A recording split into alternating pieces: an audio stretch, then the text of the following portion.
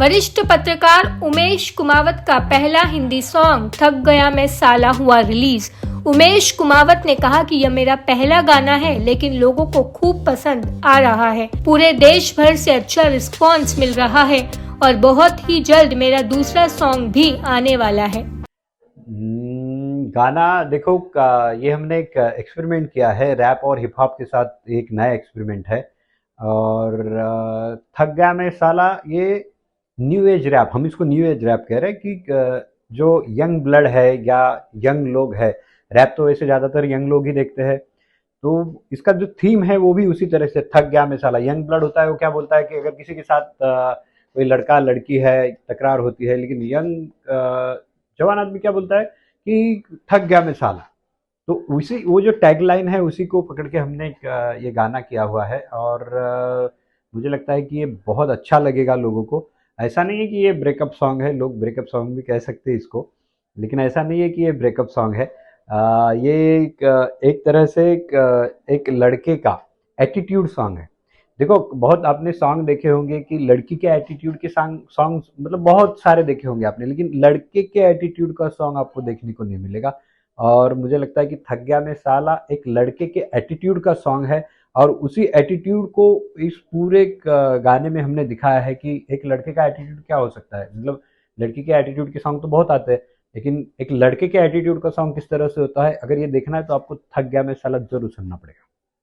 क्या कहा जाए कि जर्नलिज्म की जगह इसकी नई शुरुआत हो रही है? बिल्कुल ये नई शुरुआत है मेरे लिए। मेरे दिमाग में वैसे ऐसा नहीं है कि ये मेरे दिमाग में पहले से ही था, कितने सालों से भी था, लेकिन उसको मैं पूरी तरह से या इम्प्लीमेंट नहीं कर पाया था अब तक। और मुझे लगा कि अगर इसको ज़्यादा देर हो जाएगी, जैसे ये सॉन्ग हमने लिखा थक गया मैं साला तुझे भाव देते देते अब नहीं रहना पागल तेरे पीछे पीछे, तो इस तरह के जो गाने होते हैं आप उसको बहुत ज़्यादा देर तक रख नहीं सकते। तो इसलिए मैंने सोचा कि इसको जल्दी से जल्दी लाया जाए, सारे लोगों के सामने लाया जाए। अगर आप में वो चीज़ है, अगर आप में कोई चीज़ है, टैलेंट है, या कोई आप दुनिया के सामने उस चीज़ को लाना चाहते हैं तो लाना चाहिए, क्योंकि उससे लोगों को इस बात का पता चलेगा और टैलेंट को या किसी भी चीज़ को क्यों छुपाना।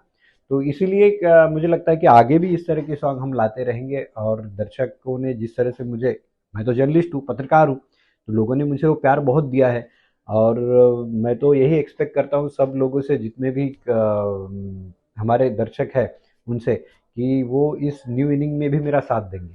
सर पहला गाना आपका आया है, लेकिन ऐसे सुन के लगता नहीं है कि आपने पहली बार गाया है। इसके लिए आपने कितनी मेहनत की थी, कितने दिनों तक आपने इसके पीछे रिहर्सल किया था? नहीं, देखिए पहला गाना ज़रूर है, लेकिन लगता नहीं, ये बात भी सही है। थोड़ा-सा मैं इसके बारे में ये कहूँगा कि जब हमने ये रैप जब लिखा मैंने, तो मुझे ऐसा लग रहा था कि हम लोग ने पहले सोचा था कि मैं, मतलब मेरा गाने का कोई ये नहीं था, या फिर मैं गाने वाला भी हूँ या नहीं, ये भी हमारा कुछ तय नहीं था। तो हमने सोचा कि कोई एक रैपर या रैपर से इसको गँवाते हैं, अच्छा गँवाया जाएगा। तो जब मैं इसको म्यूज़िक कंपोज़ मेरे दोस्त ने किया है, सुनील सिंह, जो पिछले 30 सालों से एक इंडस्ट्री में है। और सुनील बहुत अच्छा म्यूज़िशियन है, बहुत अच्छा कंपोज़र है पहले से। तो जब हमने उसके साथ मीटिंग करके कंपोज़ किया, तो उसका भी ये आइडिया था कि किसी रैपर से गँवाते हैं। मैंने कहा कि देखो रैपर तो कोई सिंगर होता नहीं है, तो एक काम करते हैं, मैं पहले इसको हमारे दिमाग में जो एक ट्यून है, हम उसको गाकर देखते हैं किस तरह से होगा ये। और जब फिर हमने एक इसका एक रफ मिक्स बनाया, और उस वक्त ऐसे लगा कि ये आवाज़ चल सकता है, तो किसी रैपर की क्या ज़रूरत है।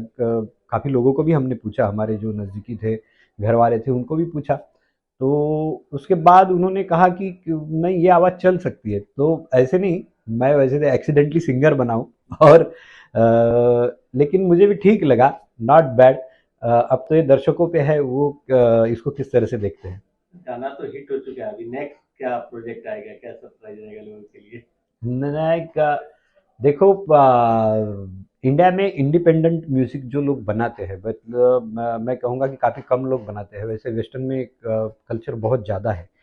पहले अपने यहाँ पे एक बॉलीवुड, ज़्यादातर जो फिल्में आती है, बॉलीवुड की फिल्में आती है, उसमें ही जो सॉन्ग्स होते हैं वो हिट होते हैं। इंडिपेंडेंट म्यूज़िक एक 90 के दशक में भी काफ़ी लोग बनाते थे और काफ़ी हम सुनते थे, लेकिन हाल फिलहाल में इंडिपेंडेंट म्यूज़िक इतना देखने को नहीं मिलता। और हाल फिलहाल में जो गाने फिल्मों में भी आ रहे हैं, उससे ज़्यादा कुछ कुछ लोग ज़रूर नए आए हैं और वो बहुत अच्छे अच्छे गाने बनाते हैं।